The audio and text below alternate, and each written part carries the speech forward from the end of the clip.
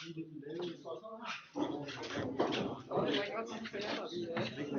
det er vi skal også sikre os, at rent faktisk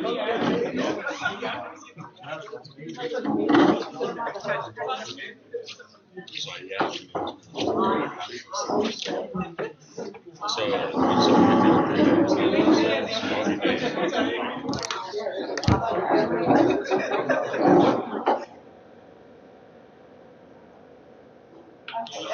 Nu er en slideskifter eller et eller andet, ikke? Jeg har ikke fået trænet min tryllestav, så jeg må nok finde den her. Ja. Jeg har bare sådan en tryllestav, der bliver trænet til infrarød. Men du skal så træne bevægelserne, og det har jeg simpelthen ikke fået tage mig sammen til.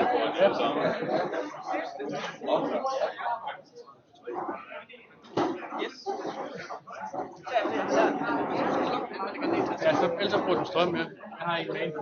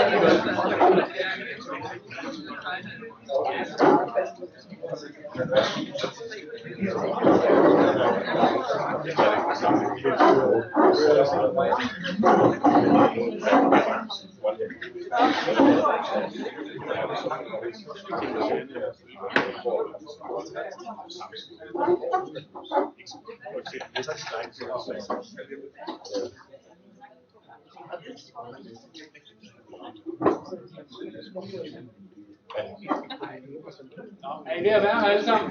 Ja. Så hvis der er nogen, der mangler, så kommer de for sent. Jeg synes, det er fedt at se, at vi er blevet så mange mennesker til det her arrangement. Jeg har inviteret Gitte, som er en af de tidligere kollegaer fra Danske Bank, som er på.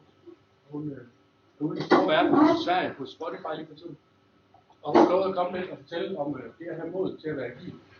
Så jeg synes egentlig bare, at vi skal give en hånd og så sige velkommen.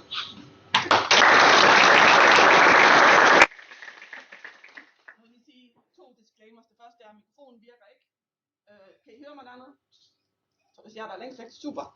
Og det andet det er, at jeg har ikke prøvet at holde det her på dansk før. Så hvis jeg klodser lidt i mine formuleringer og sådan noget, så er det derfor. Det her det er oprindeligt et oplæg, som jeg har holdt som keynote på konferencer, blandt andet i Sydafrika og i Finland og sådan noget. Og da Rasmus spurgte, kunne du ikke tænke dig at komme og holde et eller andet? Så snakkede vi om, hvad kunne være mest spændende for jer at høre. Og så valgte vi det her. Så lidt af mig. Jeg var faktisk IBM-konsulent, dengang jeg arbejdede ved Danske Bank, og det er nok min skyld lidt af det, der er med Rasmus, jeg beklager. Så jeg har været med til at opdrage ham som agil coach. Derudover så er jeg kæmpe nørd, og jeg er tante med stor T. Jeg har ikke børn selv, men har masser af unger rundt omkring, som altid kommer til mig, fordi at jeg synes stadigvæk, det er sjovt at lege. Derudover så er jeg så foredragsholder, og jeg er rigtig meget på Twitter. Så hvis folk følger mig på Twitter, så er der altid en advarsel, fordi jeg tweeter rigtig, rigtig meget.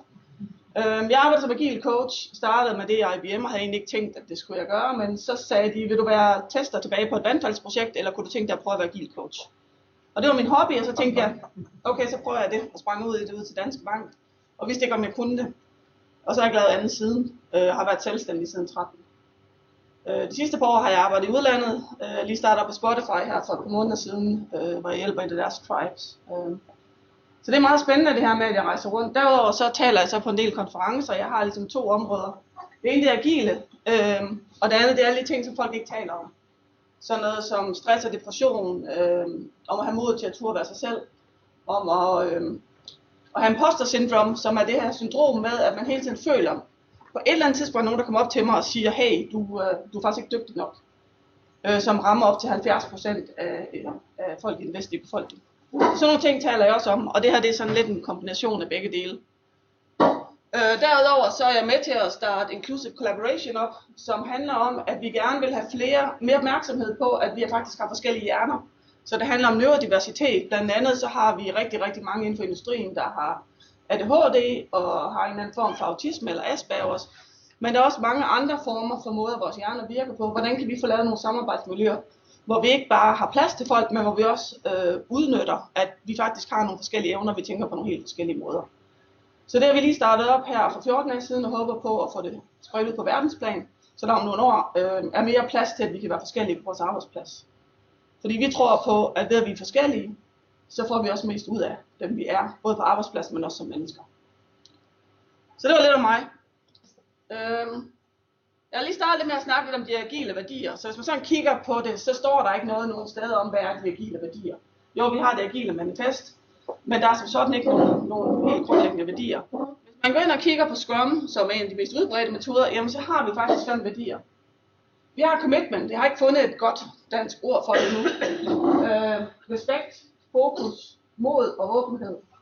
Og hvis man kigger på XP, Extreme Programming, jamen så havde de 4 værdier oprindeligt, som er kommunikation. Det er at gøre tingene simpelt, give feedback, der var hele tiden feedback loops, og så modet igen. Så det der er fælles for nogle af dem, det er, at vi har jo faktisk det her mod. Og når jeg går ind og kigger på det her, og jeg går ind og arbejder med folk, så synes jeg, at modet er noget af det, der er allermest vigtigt.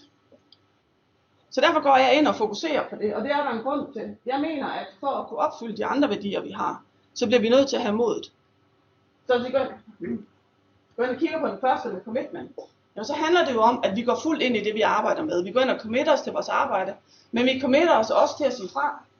Vi committer os til at sige, at det her, det er det ikke muligt, vi kan nå. Vil du gerne have det her, eller vil du gerne have, at vi laver noget andet?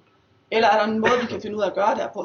Og det kræver noget mod, at man stiller sig frem og siger, det her, det kan vi faktisk ikke, eller vi synes, der er en bedre løsning, end noget, som en eller anden kommer med. Så der er en masse ting af det her, der faktisk kræver mod, og det der med at kaste sig ind i noget, og være der fuld og helt, det er også noget af det, der kræver mod. Kræver det mod at have respekt? Ja, det gør det jo på en eller anden måde. Fordi man behøver ikke kunne lide dem, man arbejder sammen med. Men hvis ikke man har respekt for folk, og respekt for, at alle folk er forskellige, og alle folk har nogle forskellige roller, jamen så kommer det ikke til at fungere. Det handler om, at vi har nogle forskellige roller i projektet, og dem aftaler vi selvfølgelig.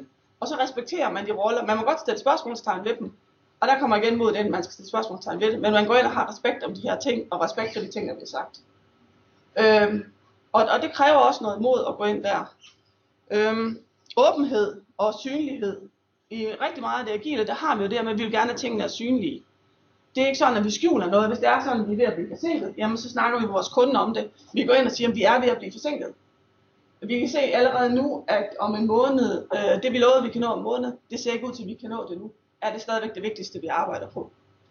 Men udover at vi også siger det, jamen så er der også en åbenhed om, at vi tit har vores backlogs og alt muligt andet. Jamen det er åbent tilgængeligt for de fleste. Fra ledelsens side er der også åbenhed. Noget af det, jeg faktisk var lidt overrasket over ved Spotify, det er, at når de tager på strategimøder, de 4 fra ledelsen, jamen så tager de simpelthen video.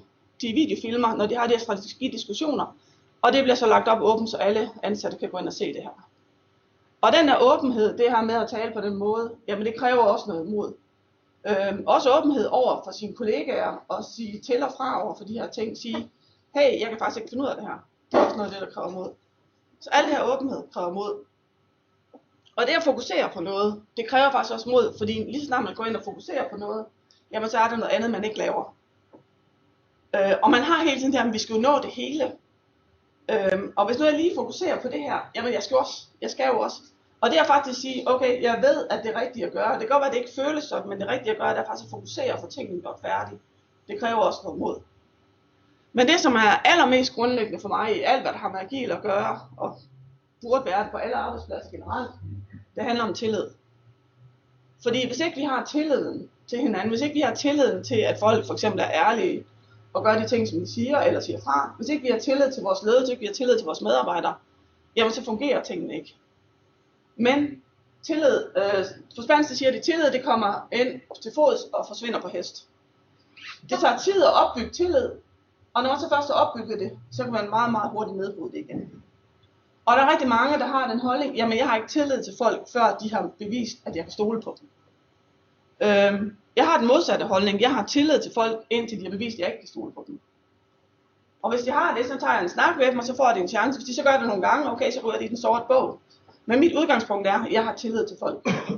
Og det kræver selvfølgelig noget mod at have tillid til folk, fordi du godt får et rap over nallerne. Og det får jeg også nogle gange, men det er det værd. Fordi det, der også sker, når man har tillid til folk, det er, at så lever de som regel op til den her tillid. Det er lidt som man siger, uanset om du tror, du kan det eller ej, så har du ret.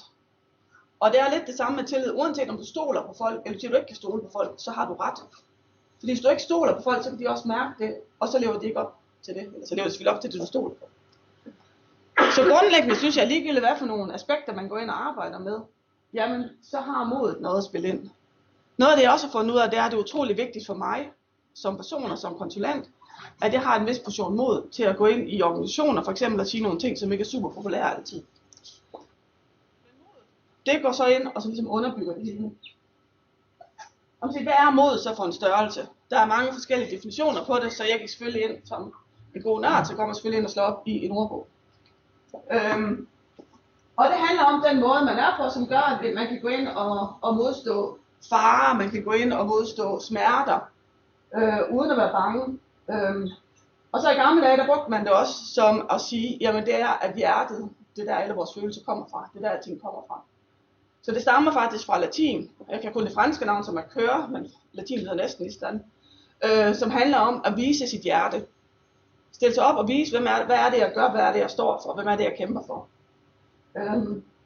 Og det, jeg så synes, der er et problem med den her, det er det der med ikke at have frygt. Fordi der er en grund til, at vi er bange. Hvis du hopper ud fra et fly, så er du nok lidt tåbelig, hvis ikke du er bare en lille bitte smule bange. Hvis ikke du overvejer, okay, er det nu en faldskærm, jeg har på min ryg, og virker den nu? Modet handler ikke om, at vi gør noget uden at være bange for det. Det handler om, at vi gør det, der er nødvendigt, selvom vi er bange for det. Vi skal selvfølgelig ikke bare gøre alt. Vi skal ikke bare gå ud og overvinde alt. Men de ting, der er vigtige, dem skal vi gøre, selvom vi er bange for det. Så det er den måde, jeg definerer det på. Det handler ikke om at fjerne modet. Det handler ikke om, at man ikke skal være bange. Men det handler om at gøre de ting, der er vigtige. Hvis det er vigtigt nok, så handler det om at gøre det, selvom man er bange for det. Og grunden til, at jeg har det her, det er sådan tofold. Det ene er, at jeg har en Be Brave tatovering her, som handler om, at jeg skal hver dag minde mig selv om at have mod til at være mig selv. Fordi jeg har i alt for mange år, de første 40 år af mit liv, har jeg forsøgt at være, som man skulle. Den gode pige, som altid lavede sin lektier, opfyldte alting og gjorde alting, og så opførte sig pænt og sad i et hjørne og forsøgte at gemme sig. Altid klædte sig i gråt og sort og forsøgte at falde sådan lidt ind med tapetet, så der var ikke nogen, der opdagede, hvem jeg var. Indtil det gik op for mig, jeg var egentlig okay. Det er faktisk okay at være nørd. Det er faktisk okay at være voksen og synes pirater er super fede. Og jeg synes det er super fedt at se en 7-årig nevø får et Playmobils piratskib, fordi det fik jeg ikke, da jeg var barn, og så kunne jeg få lov at samle det og lege det.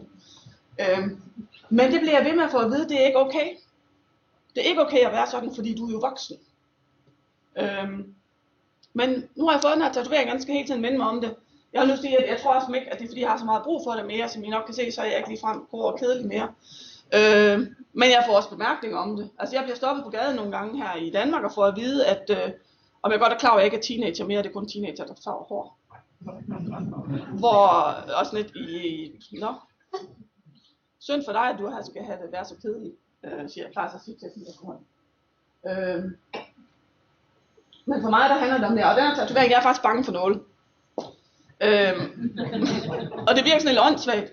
Og da han havde lavet omridset af 2 bogstaver, der måtte jeg ned og ligge. Så det var lige før, det bare havde stået V. Det havde været lidt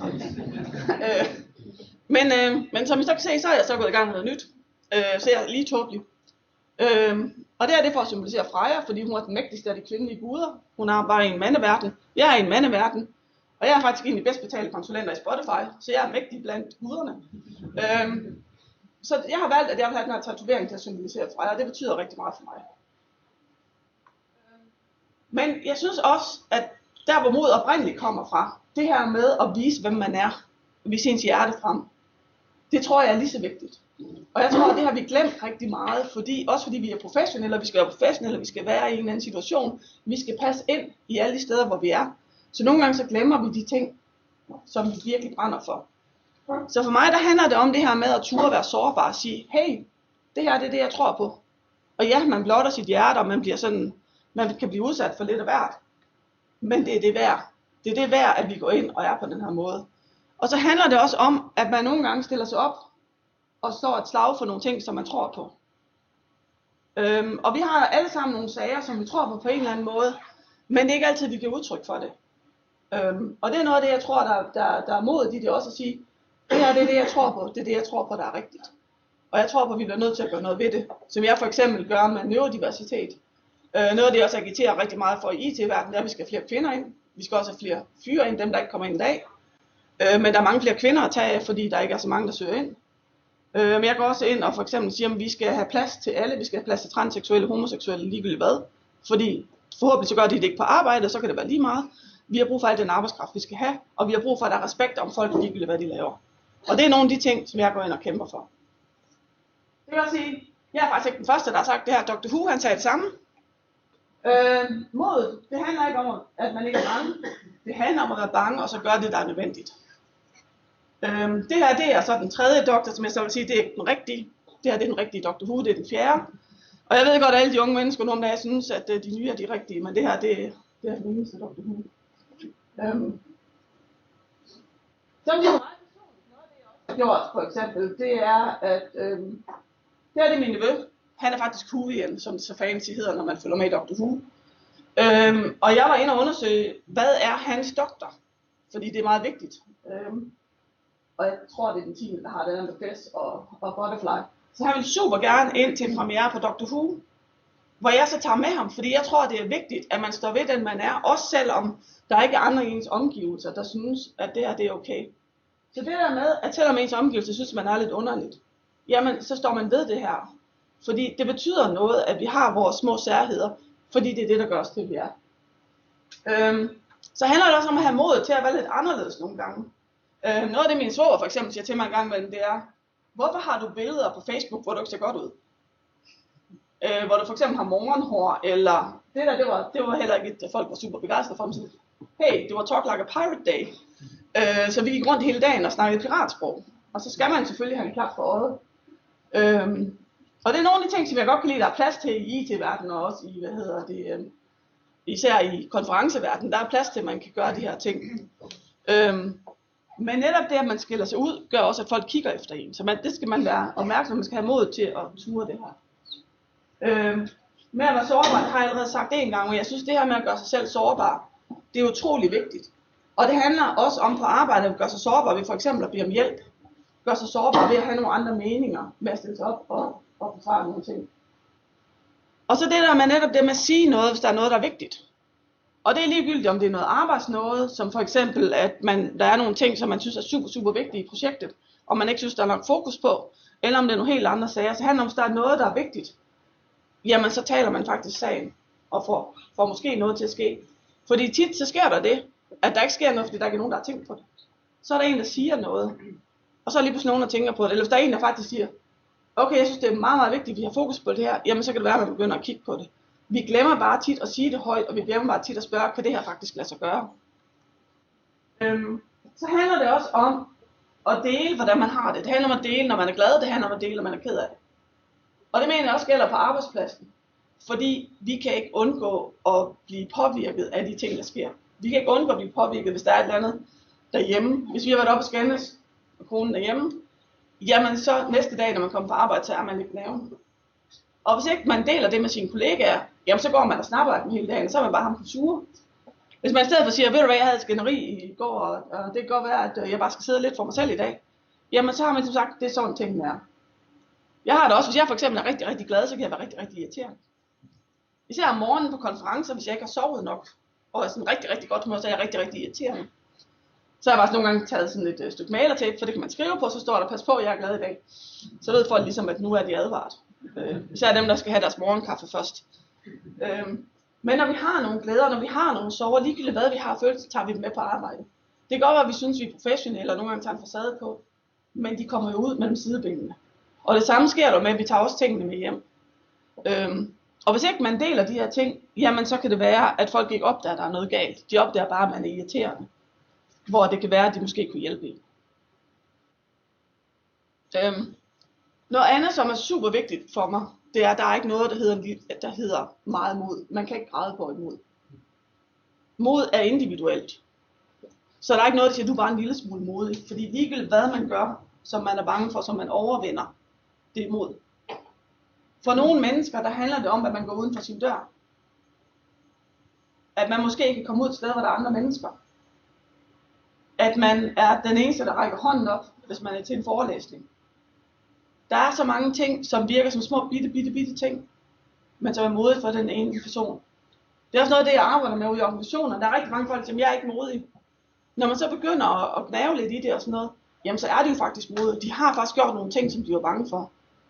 Men vi er så tilbøjelige til at se mod som noget stort, og hey, man skal kaste sig ud med bungee jumping og sådan et eller andet, eller vi skal melde sig til en konference og tale foran folk. Jamen det kan være, hvis du er bange for at tale foran folk, så kan det være, at du skal øve dig i dit team. Jeg var skrækslagen for at tale foran folk i 2006. Faktisk så turde jeg knap nok sige noget, når hele mit team var der. Og noget af det, jeg gjorde til at starte med, det var igen det der samme. Der var noget, der betød noget for mig. Jeg så en kampagne for at få flere kvinder i IT. Og der var alle de her super perfekte kvinder, som alle sammen var slanke og havde de rigtige hobbyer og gik imod rigtigt tøj og sådan noget. Jeg tænkte bare, hold da op, hvor er de henne? Dem har jeg aldrig set. Så pigerne har 2 muligheder. Enten for at de ved, du skal være perfekt for at komme ind, eller så bliver de skuffet, når de kommer ind og ser os andre. Så jeg ringede simpelthen til IT-branchen og sagde, jeg mangler ikke nogen ordentlige rollemodeller. Nogen, der faktisk er ude. Det viser sig faktisk, de der 5 er der, og jeg har mødt den ene af dem. Og hun er faktisk sådan, hun har de her hobbyer, hun bager også brød og sådan noget. Jeg fatter ikke, hvordan hun får energi til det. Men der findes nogle folk, der kan det her ting. Men det er bare ikke det, der er repræsentativt. Og så begyndte jeg at gå ud i gymnasiet og snakke med skolepiger. Og der var som regel måske 4-5 piger, som var interesseret i det her. Så det var sådan, jeg begyndte at snakke offentligt. Og så tog jeg så på uddannelsesmesse og begyndte at fortælle om, hvordan det her datalogi. Og jeg kan stadigvæk huske den fornemmelse, hvor jeg stod på en uddannelsesmesse med 80 folk foran mig og tænkte, jeg er ikke nervøs. Så der holdt jeg op med at være nervøs. Men de fleste folk er stadigvæk nervøse. Jeg kender nogen, der har talt på konferencer. Jeg kender nogen, der får 10.000 euro for at tale en enkelt gang på en konference, som stadigvæk er super nervøs hver eneste gang. Hvad nu hvis folk ikke kan lide det? Hvad nu hvis de ikke inviterer mig igen? Hvad nu hvis? Men fordi det er vigtigt for dem at give tilbage, så går de op og holder de her oplæg. Så man kan ikke se på folk, om de er bange eller ej. Og det er også noget af det, der er vigtigt med mod. Nu vil jeg så komme med nogle gode eksempler på, hvordan jeg brugte mit mod i Danske Bank, og min, mod til at være selv. Nu se, om du kan genkende det. Jeg er jo så Jedi selvfølgelig.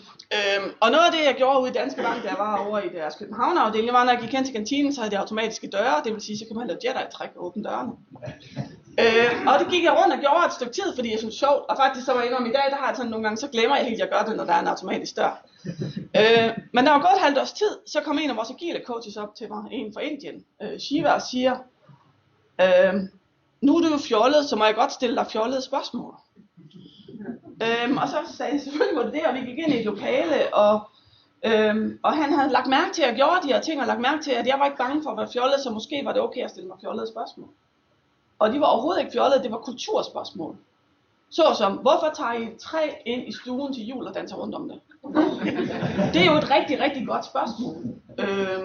Som jeg også er ved at undersøge, at der er flere forskellige muligheder for, hvorfor vi gør det. Jeg kan ikke rigtig finde ud af, hvilken af tingene, der er rigtige. Men vi gør jo så mange ting, som i det her tilfælde er åbenlyst for os, men for ham var det bare, hvorfor gør I de her ting? Og på samme måde har vi jo en med vores virksomhedskultur. Og hvis vi ikke er bare sådan lidt åbne, jamen så tør folk ikke komme og spørge og sige, hvorfor er det egentlig, I gør det her? Så det, at jeg nogle gange er lidt fjollet, eller bare er den, jeg er, har jeg fundet ud af, at det er noget af det, der gør, at folk kommer op til mig. Og siger, hey, må jeg lige stille dig et eller andet spørgsmål? Fordi jeg er ikke farlig. Jeg er ikke farlig at stille spørgsmål, fordi at jeg er jo ikke bange for at dumme mig selv. Jeg er ikke bange for at holde et foredrag, og så begynde at fumle i det og sige, det der kan jeg ikke finde ud af, jeg bliver nødt til at sige det på engelsk for eksempel. Fordi den her sætning kan jeg ikke lige få formuleret på dansk. Eller at jeg siger et eller andet på engelsk, hvor jeg bare overhovedet ikke kan finde det her ord, og så bliver jeg nødt til at bruge en eller anden tæskelang forklaring for at få det sagt. Og det gør, at folk kommer til mig, og som agil coach, der handler det utrolig meget om, at jeg går ind og lytter til folk. Jeg tror halvdelen af mit arbejde, det er at lytte til folk. Finde ud af, hvad er det, der får dem til at fungere, hvordan er det får teamsene til at fungere, hvad er det, der får dem som enkeltpersoner til at fungere. Og hvis ikke de har tilliden til mig, så fortæller de mig ikke de her ting. Det er så mig, IBM-konsulent i Danske Bank, ved at optræne en anden IBM-konsulent til at være Scrum Ninja. Og det er igen lidt det samme, det der med, at den første dag, jeg skulle til at arbejde i Danske Bank, der havde jeg så fået at vide, at jeg skulle klæde mig business casual. Så er der sådan lidt, okay, hvad er det så, og sådan noget. Jeg måtte ud og købe pæne sko og sådan noget, fordi det sådan noget havde jeg ikke rigtig. Jo, jeg havde sådan nogle til at gå i byen i, men jeg havde ikke nogen, jeg kunne gå i en hel dag. Og jeg fik at vide, at jeg måtte ikke undervise i cowboybukser. Fordi det gør man ikke som IBM-konsulent. Man underviser i sorte slacks, hvis ikke man har noget på. Puha. Og jeg kom ud af den her, og så kigger jeg rundt og tænker, det er jo fuldstændig tåbeligt. Jeg sidder bare blandt udviklere, ligesom jeg gjorde derhjemme på kontoret. Hvorfor er det, jeg skal ligne sådan en, der kommer fra en eller anden mærkeligt sted over i København, der skal stå. Altså, det virkede bare overhovedet ikke for mig. Og jeg tænker også, hvis jeg kommer sådan her, så skræmmer jeg jo folk væk. Fordi jeg ligner jo en konsulent. Så jeg begyndte at finde ud af, jeg prøvede at klæde mig sådan lidt pænere og sådan noget, men jeg har også været, jeg garanteret få IBM-konsulenter, der underviste bare tær, fordi jeg havde købt nye sko dagen før. Så jeg havde sådan nogle ting, som jeg sådan gjorde, som bare var, at jamen, hvis det skal fungere, så bliver jeg altså nødt til at kunne slappe af, og hvis jeg hele tiden skal være stiv og have den her formelle og være IBM-konsulent, så virker det ikke for mig. Så det er også noget af det her mod med at være sig selv har betydet for mig, det er, at jeg har kunne gå ind og så finde mig selv, og selvfølgelig går jeg ind, for eksempel da jeg arbejdede for Siemens i Tyskland, jamen så går man ind og er lidt pæn, fordi at det er Siemens, og det er meget gammeldags. Og selvfølgelig havde jeg habitjakker på, men så havde jeg måske turkis habitjakke på, eller habitjakker med lidt frynser på, eller lidt lynnås og sådan noget, så jeg stadigvæk er mig selv. Fordi det handler selvfølgelig også om at vise respekt for der, hvor man er. Og ikke bare komme ind og sige, jeg vil bare være mig selv, og så overhovedet ikke tage hensyn til andre. Det handler også om respekten. Men det handler om, at man skal også kunne være sig selv. Når så snakker om agil, så er det jo også vigtigt. Da jeg arbejdede nede i Tyskland, ved Siemens, der havde jeg så en flok mandlige ingeniører af ældre dato, som aldrig har prøvet andet end at få at vide hver eneste dag, hvad de skulle lave. Og jeg havde dem til undervisning, skulle undervise dem i 3 dage. Der var ikke nogen, der havde fortalt dem, hvorfor de skulle til undervisning. Der var ikke nogen, der fortalte dem, nu skulle de hvert time. Og så de synes jo, det var da meget hyggeligt, de kom til undervisning og sådan noget, men så var de også sådan lidt, okay, ja, så de var sgu lidt træge i det, det var de. Selv vores vestjyder kan ikke rigtig slå de der sydtyskere, I var træge i det, må jeg nok indrømme. Og de kommer så tilbage fra frokost, og så er der bare den der, nu har jeg set folk bare gået fuldstændig kolde. Så stiller mig op og siger, hey, nu skal vi lave Scrum Dance. Og de går sådan lidt i panik. I kender godt Scrum Dance, ikke også? Nå, men så må vi jo se, om I kan den opstå. Skal jeg vise jer her.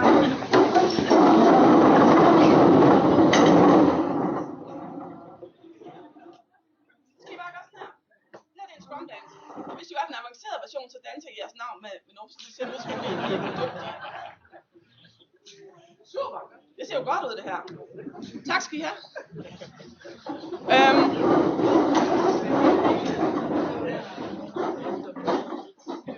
Nu vil jeg så fortælle jer det samme, som jeg fortalte dem. Der findes ikke nogen Scrum Dance. Det var bare noget, jeg fandt på.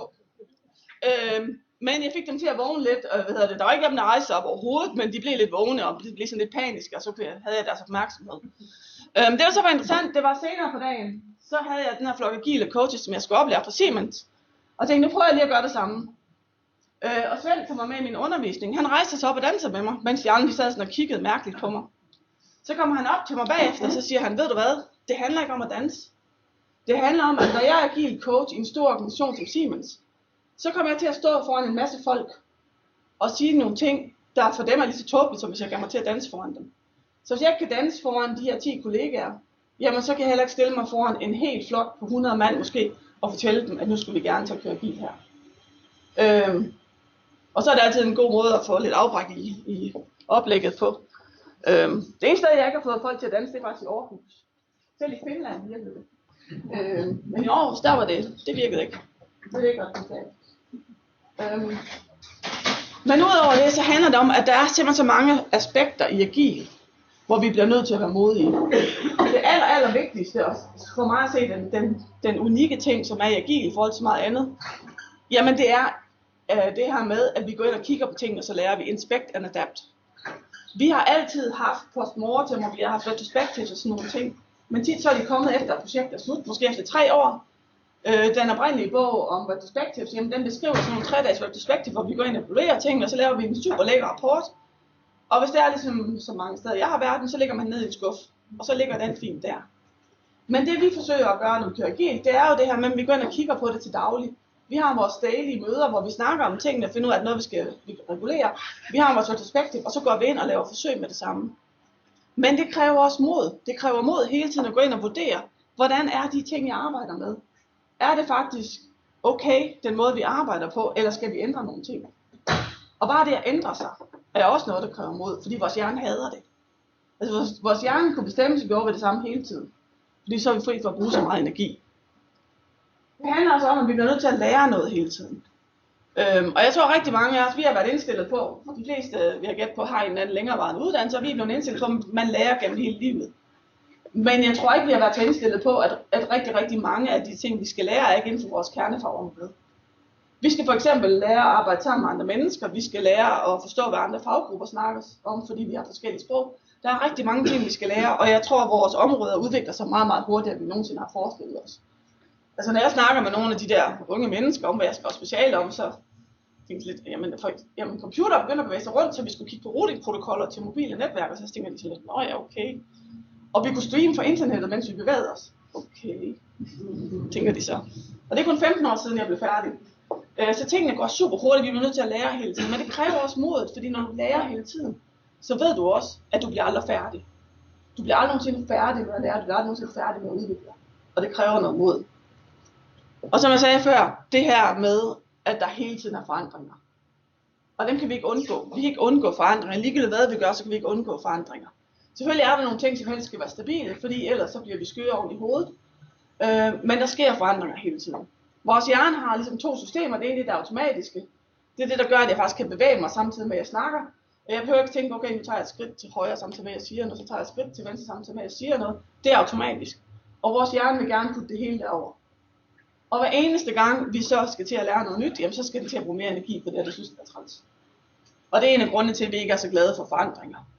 Så det vi prøver at forsøge at gøre, det er, at vi forsøger at få forandringer, som vi selv kan være med til at styre til dels. Men det kræver også mod at gå ind og sige, nu prøver jeg noget nyt. Nu laver vi nogle eksperimenter, og jeg har ingen idé om, hvordan det kommer til at virke. Det er værd, det bliver super godt, det kan også være, at det bliver helt af helvede til. Og sådan er det. Og det kræver noget mod. Det kræver mod at arbejde i teams. Det her med, at vi er lige pludselig flere folk, der skal arbejde sammen. Vi er lige pludselig flere folk, der skal have tingene til at passe sammen. Vi skal stole på hinanden for det første, men vi skal også kunne kombinere tingene. Vi skal kunne lave noget hver for sig, som kan kombineres på en eller anden måde.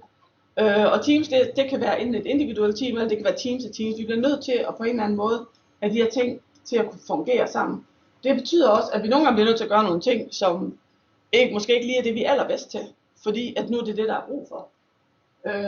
Så der er en masse ting, vi hele tiden bliver nødt til at gå ind og gøre. Vi bliver nødt til at stole på folk, og det kræver noget mod. Og selvom jeg forventer ikke, at det er det, I render og laver her, så er der alligevel nogle ting, vi gør, hvor vi nogle gange står der og balancerer og tænker, puha, det er godt nok lidt farligt det her, men vi bliver nødt til at gøre det for at få det til at virke. Så det kræver noget mod. Det her, det er så et af de vigtigste områder, tror jeg. Det er det her med hjælp. Når jeg går ud og taler med folk, Hvis jeg for eksempel skal undervise i Scrum, så bruger de sædvanlige 3 spørgsmål. Jamen, hvad lavede jeg i går? Hvad forventer jeg at lave i dag? Og har jeg nogle problemer? Eller er der nogle problemer? Det har folk så svært ved. Vi er så dårlige til at bede om hjælp, fordi rigtig mange opfatter det at bede om hjælp som et svaghedstegn at sige. I stedet for at de tænker, nu skal jeg lige spørge om hjælp, så tænker jeg, jeg kan ikke finde ud af det her, jeg er faktisk rigtig dårlig, jeg bliver nødt til at få nogen til at hjælpe mig. Men det er ikke det, det handler om. Det handler om at have mod til at sige, ved du hvad, det her, nu har jeg kørt fast i det her, jeg har siddet med det i 2 dage, jeg kan ikke komme videre, jeg har brug for nogen, der hjælper mig, eller 2 timer for den sags skyld. Mange steder, der kører de, af de steder, jeg har været, der kører de med 15-15. Du skal først sidde med det i 15 minutter selv, og så inden for de næste 15 minutter, der skal du have bedt om hjælp, hvis ikke der er sket nogen forandring. Og nogle gange så bliver vi nødt til at have de her regler, fordi vi er ikke gode til at bede om hjælp. Og fordi vi har ikke lyst til at vise, at der er faktisk noget, vi ikke kan finde ud af. Nu her på tegningen, der er den gamle dame, min bedstemor for eksempel, hun er mega dårlig til at bede om hjælp. Hun har en rollator, hun kan ikke køre selv, så hun skal helst hentes. Men det der med at bede om at blive hentet, så vil hun næsten hellere betale en taxa. Fordi ellers skal hun jo vise, at hun faktisk er svag og ikke kan gøre det selv. Og på den måde gør vi rigtig, rigtig mange dumme ting. Nogle gange, så kan det også være godt at bede om hjælp, før vi har brug for det. Fordi det bliver bedre, når man er 2, der arbejder sammen om det. Noget andet det er, så hvis der kommer nogen og tilbyder hjælp, så kan det også være utrolig svært at tage imod det. Hvis der kommer nogen og siger, hey, jeg kan se, du knokler, men der skal jeg ikke lige sætte mig sammen med dig. Så kræver det noget mod at sige, jo, det vil jeg faktisk gerne. Jeg vil faktisk gerne have noget hjælp fra dig. Og igen, det er noget, vi ikke er rigtig gode til. Vi siger, men det klarer jeg nok, jeg har styr på det. Også selvom vi ikke har det. Men også det her med at tilbyde hjælp. Det her med, at man faktisk går ind til nogen og siger det her, ved du hvad, det synes om du har brug for hjælp. Det kræver også noget mod. Netop fordi vi har det her med, at vi godt kan føle os svage, hvis vi har brug for hjælp. Så tænker vi også, jamen, så tror han måske, at jeg siger, at han er svag, hvis jeg siger, at han har brug for noget hjælp. Så de her ting er faktisk noget af det, som folk har rigtig, rigtig, rigtig svært ved. Og på tværs af alle de kulturer, jeg har arbejdet med, så er det her noget, der går igen hele tiden. Folk har svært ved at bede om hjælp, folk har svært ved at tilbyde hjælp, og folk har svært ved at modtage hjælp. Personligt så er jeg god til det, hvis jeg har brug for det. Det jeg arbejder med lige for tiden, det er at tage imod hjælp, når jeg ikke har 100% brug for det. Når det bare ville gøre tingene meget, meget nemmere, hvis jeg fik hjælp fra en, som faktisk havde hænderne skudt ordentligt på, for eksempel. Men så bliver jeg sådan lidt, jeg kan jo godt selv. Det kan godt være, det tager 3 timer for mig, det vil tage 5 minutter for min bror. Men altså, så gør jeg det lige selv. Så det er noget af det, jeg også skal lære, at det er noget af det, jeg arbejder med at sige, okay, det er okay at tage imod hjælp, selvom du ikke har brug for det.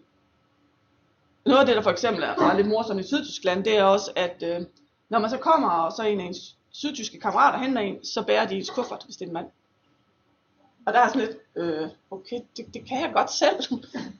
Og på en eller anden måde, så er det jo super fedt, man har lige rejst en masse, og der kommer en og bærer ens tunge kuffert. Men det der med at lade en bære min kuffert, det synes jeg bare er svært. Men det er også noget, der man ligesom skal lige give slip og sige, okay, det er sgu okay, du har lyst til at tage min kuffert, så bærer du bare den. Men det er vi rigtig dårlige til at gøre, og også i vores arbejdsliv, der er vi rigtig dårlige til at sige, hey, det er okay, du lige tager den her, fordi du er bedre til det. Det handler meget om den her sårbarhed, jeg snakkede om før også. Det her med, at man lige pludselig bliver transparent. At der ikke er noget, man gemmer for hinanden. At der ikke er noget, man gemmer for sine kunder, eller sine overordnede, eller sine underordnede. Selvfølgelig er der nogle ting, som man ikke lige være fuldstændig blottet. Det er nok også lidt problemer. Men man har den her sårbarhed, fordi man netop har den her synlighed også. Når man begynder at stille sig op og sige, ved du hvad, jeg synes, at det er vigtigt, at vi skal køre test-driven development, og jeg synes, vi skal prøve det på nogle projekter. Jamen, så bliver man også sårbar, fordi så er der nogen, der siger, ved du hvad, det har vi altså ikke tid til, eller det er ikke i orden, eller et eller andet. Siger du, vores kvalitet ikke er ordentlig, eller... Altså, man kan meget nemt blive ramt af de her ting. Og det handler jo også om, at så bliver man nødt til at have mod til at gøre de her ting, og være parat til at få de her ting imod sig. Det er det også en, der er rigtig svært. Det her med at indrømme, at man faktisk har taget fejl. Rigtig mange af de virksomheder, jeg kommer ud i, det er faktisk typisk, der er rigtig mange kulturforskelle, men der er også rigtig mange ting, der går igen hver eneste sted. Mange af dem har sådan noget med, jamen selvfølgelig, at det er okay at fejle, og man skal bare lære af det og sådan noget, og safe to fail environment snakker folk meget om. Men ofte det jeg så ser, det er, at cheferne indrømmer ikke deres fejl. Hvis de finder ud af, at de har begået en fejl, som der ikke er nogen, der har opdaget dem, så siger de det ikke. Og det vil sige, at folk de lærer, at man ikke indrømmer sine fejl. Fordi det er ligesom med børn. Hvad gør børn? De gør ikke, hvad I siger, de gør, hvad I gør. Så I kan sige nok så mange gange, de skal opføre sig ordentligt og sådan noget, men hvis I ikke selv gør det, jamen så lærer børnene efter dem. Og det gør vi altid. Vi lærer efterligne dem, der er vores rollemodeller på en eller anden måde. Så hvis ikke man går ind og indrømmer sine fejl, så gør ens folk det heller ikke. Det er noget, det jeg har arbejdet med i rigtig, rigtig mange teams, hvor jeg arbejder med en projektleder, som lige pludselig skulle give slip, og så overlade ansvaret til folk. Og så okay, lad dem fejle en gang imellem, hvilket er rigtig, rigtig svært, når man står ved siden af. Man kan bare se, at de er ved at køre i hegnet. Man bliver nødt til at lade dem fejle, fordi ellers så lærer de, at man griber dem eneste gang. Men hvis ikke de selv indrømmer deres fejl, så indrømmer folk heller ikke selv deres fejl. Så begynder de at skjule dem. Det ser jeg rigtig, rigtig tit. Så min erfaring er, at hvis jeg finder ud af, at en af de her chefer har lavet en fejl, jamen så får jeg dem til at indrømme det. Så får jeg til at sige, ved du hvad, det jeg gjorde i går, det var sgu dumt. Det skulle jeg ikke have gjort, det var en fejl. Jeg skulle for eksempel ikke have givet jer 2 muligheder, når det kun var den ene, I faktisk havde mulighed for at vælge. Eller hvad det nu end er. Eller i går kom jeg ind til at tage for meget ansvar. Jeg ved godt, det her det er jeres ansvar, men jeg har svært ved at slippe. Så de går ind og indrømmer de her ting. Men det kræver også noget mod. Og især for i mange organisationer, når man kommer op på et højere niveau, så får chefen jo at vide, jamen du er her ikke for at fejle, du er her for at have succes. Det har jeg hørt rigtig, rigtig mange steder. Det er både i Tyskland og Rumænien, og nu i Sverige har jeg også hørt derhjemme. Det er ikke meningen, at chefer skal have fejl. Men det har de jo. Sårbarheden handler om det her med at dele idéer. Når man får en idé til et eller andet, en måde, tingene kan gøres på, en anderledes måde, tingene kan gøres på for eksempel, så kræver det også mod at gå ind og sige, ved du hvad, jeg har faktisk fået en idé. Vi kunne gøre det her bedre, hvis vi gjorde på den her måde, eller bare sige, har I set det vores produkt, hvis nu vi tilføjede det her, så ville det bare være super fedt. Men lige snart man går ind og deler sine idéer, så er man også sårbar. Fordi folk kan sige, ved du, det er en super dårlig idé. Og vi er rigtig slemme til at tage ting personligt, og så tænke, når han siger, at jeg er dum. Men hvor det jo handler om, at man netop går efter tingene, og ikke efter manden. Men også på ydersiden. Nej, det var man. Det er det ting, der. Okay, nu er jeg lige. Det er det ikke på indersiden, det er det ting, andre folk kan se. På indersiden, der har vi netop det der med, at vi bliver nødt til at give slip på kontrollen. Det er noget af det, som var en af mine første store læringer, da jeg var i Danske Bank. Det var det der med at arbejde med et team, som ikke var mit. Og hvor jeg egentlig gerne ville have dem til at gøre nogle ting, men som ikke var det rigtige for dem. Det ville være det rigtige, hvis jeg havde været en del af teamet. Og det der med at som agil coach at skal give slip og sige, det er deres team, det er dem, der skal bestemme, det er dem, der skal arbejde sammen. Jeg har kun et par måneder til at hjælpe dem, og så rykker jeg videre. Samme som hvis du for eksempel har været en gammeldags projektleder, har været vant til at fortælle folk, hvad de skal gøre. Og så tag det der skridt tilbage og sige, jeg har ikke situationen under kontrol, det er okay, de andre har det under kontrol.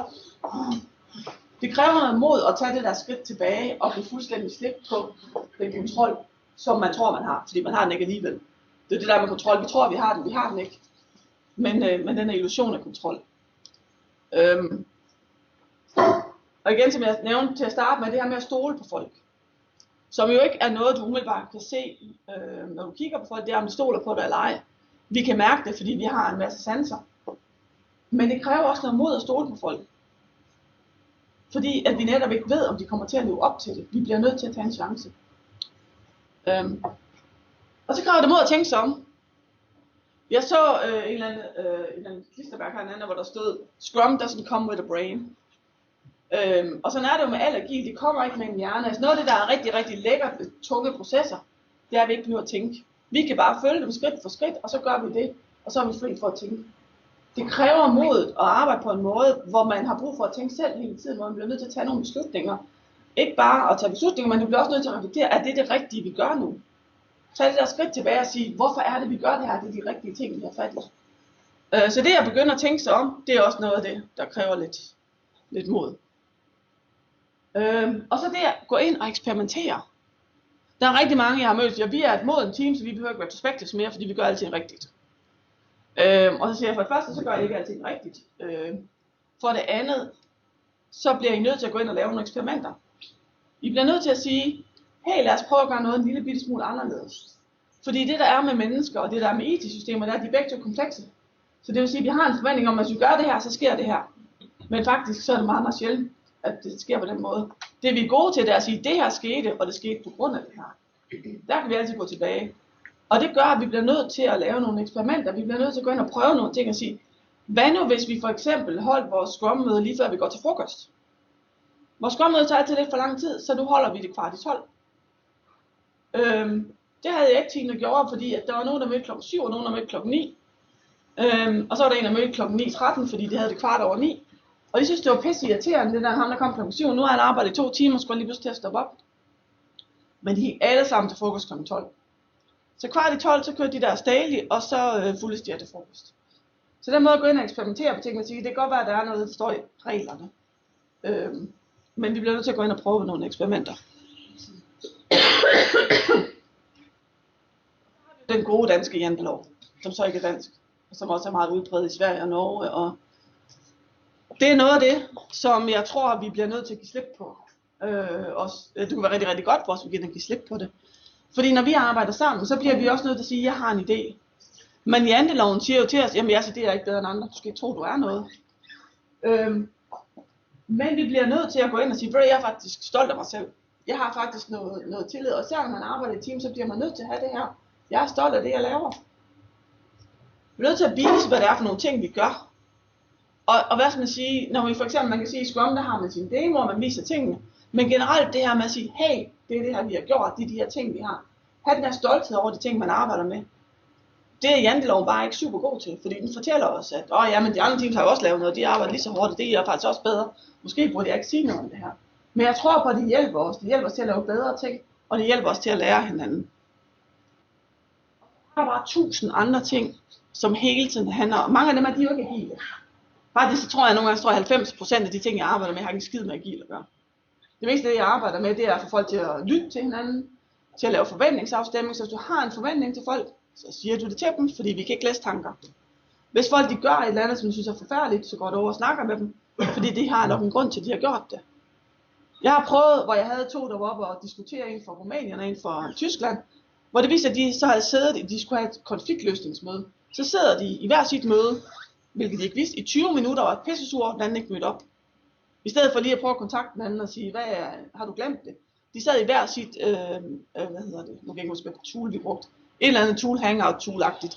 Hvor de sad i hver sit hangout og ventede på den anden.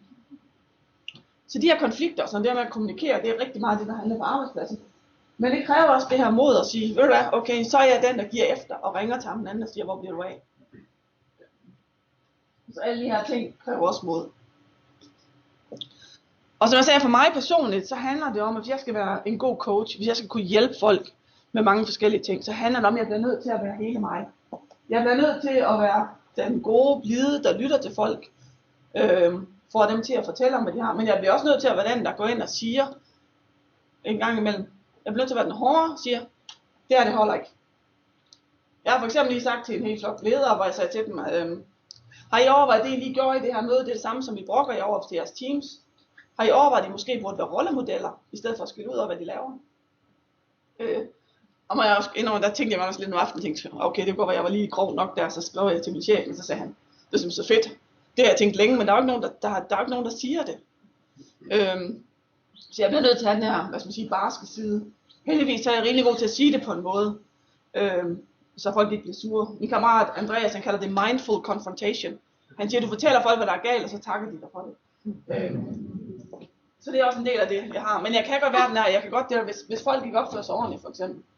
Hvis jeg havde en product owner, der nedgjorde sine folk og råbte af dem og sådan noget. Og tro mig, det fik han at vide på en måde, så der blev helt stille i hele lokalet. Jeg havde ikke stemme, at han fandt ud af det. Så jeg har den der sorttid. Men den bliver jeg også nødt til at have, for det er en del af den, jeg er.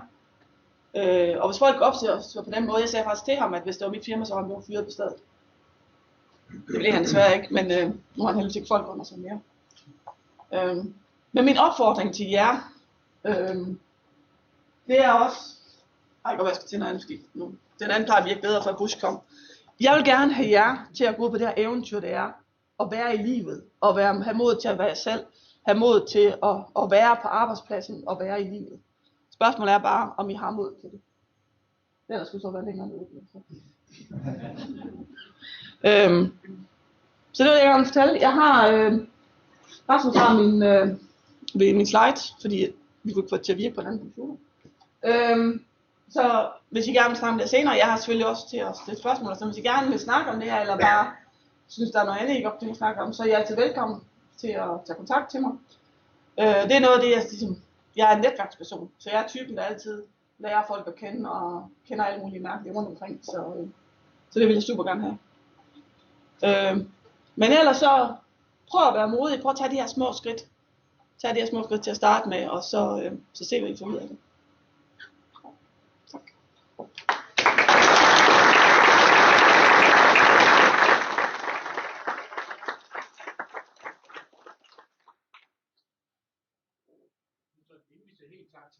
Er nogen, der har nogle spørgsmål til mig? Hvis det tør. Ellers så sender I en mail, eller tag fat i mig, eller tag fat i nogle andre. Så er det sikkert på, at der kommer nogle svar frem et eller andet sted. Måske også på noget om det her. Så, men tusind tak til Gitte, og tak fordi I har lyst til at høre på hende.